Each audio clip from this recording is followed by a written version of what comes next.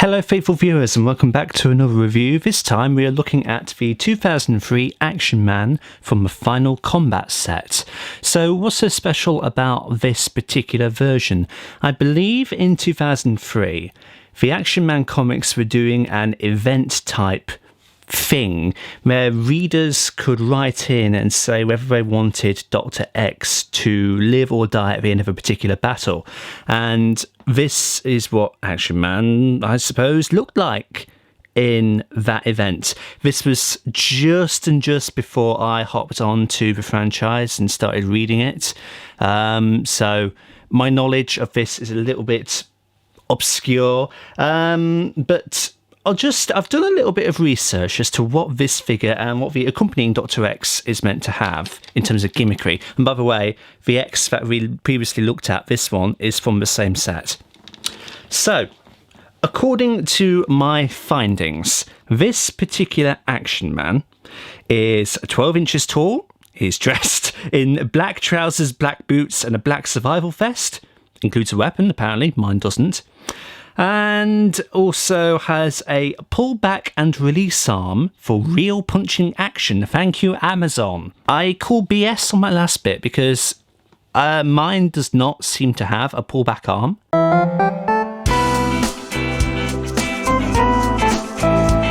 This is one of many Action Men to be released over the years. So if we have a little zoom in to look at all of the exquisite detail and get nice and focused. So we'll have a look at the head sculpt for a start. We can see that his hair is nice and sculpted. It's as if it's all gelled up. We can see that there is some detailing of bruising, bleeding and scarring all over him to insinuate that he's been in a big ass battle.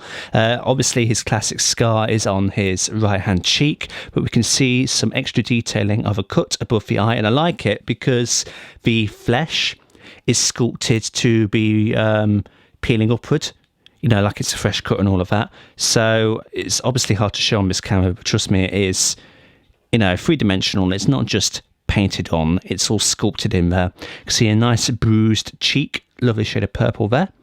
There is a little bit of a black smudge on his nose. I don't know why that is. I don't think it's meant to be there. Maybe just like a moulding error or something. I will just say he's quite difficult to stand. I think it's the nature of the rubber boots he has on, but alas alack. Moving on down, he wears an orange t-shirt. He has some like army tags around his neck there.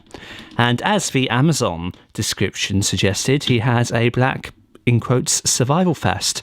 And it's got some nice detailing on it. It's more of a grey, to be honest. It's not black, it's grey.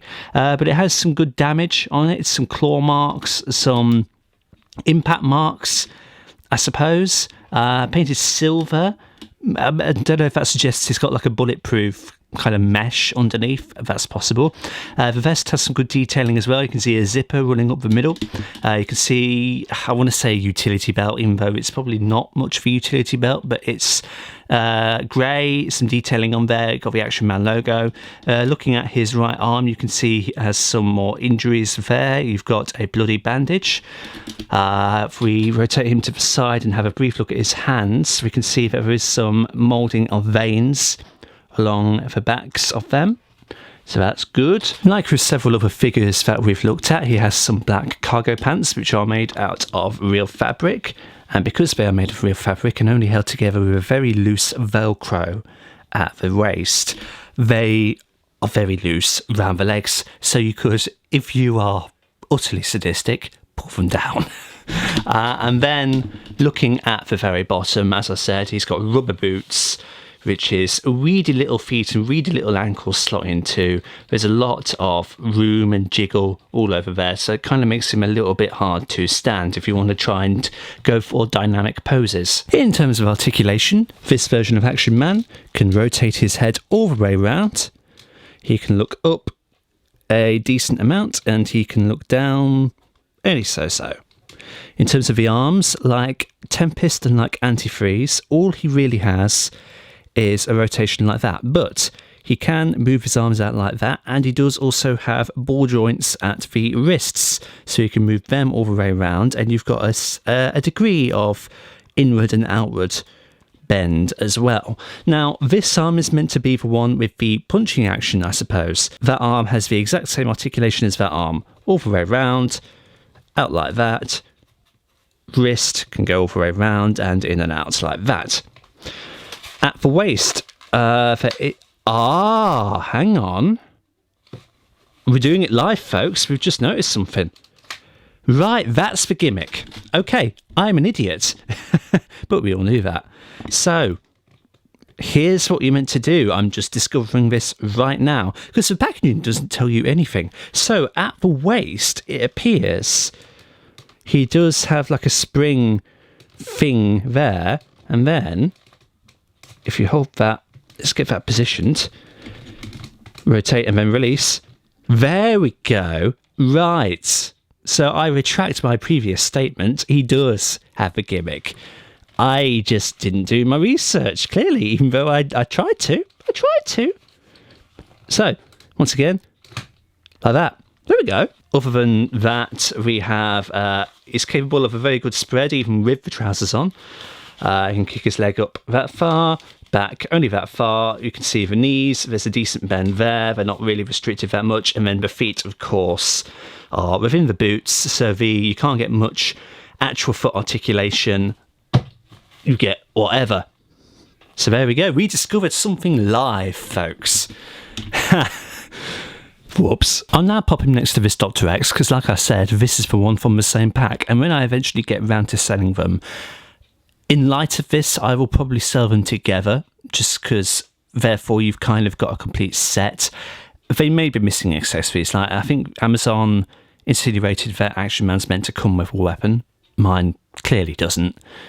Again, car boots. No, actually, no. It wasn't a car boot sale in this case. I got them both on eBay. I remember getting them both on eBay.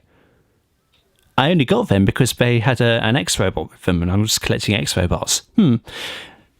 Whatever. Their X-Robot does not come from this set. The set is purely just these two. So, yeah.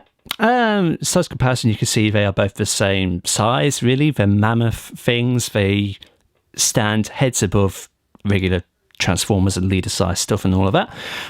So, yeah, closing thoughts on this Action Man then. It's decent. It's not my favourite ever Action Man I've had. I think I've got 3 all in all. I don't know, like, aesthetically, this design, it's fine, but maybe I just don't particularly like the colour combination, the orange and the grey and the black. I suppose they complement each other, but for me, I don't know.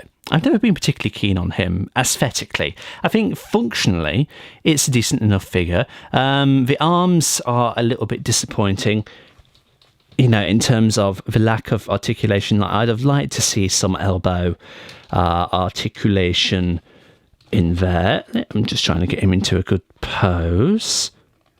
And trying to get him into a good pose might be difficile, considering his boots. Oh well, let's just hold him. So yeah, I'd have liked to have seen a bit more ankle articulation on him, methinks. But apart from that, you know, detailing, really nice. Some great sculpt work up on the head. Articulation's pretty decent, all things considered.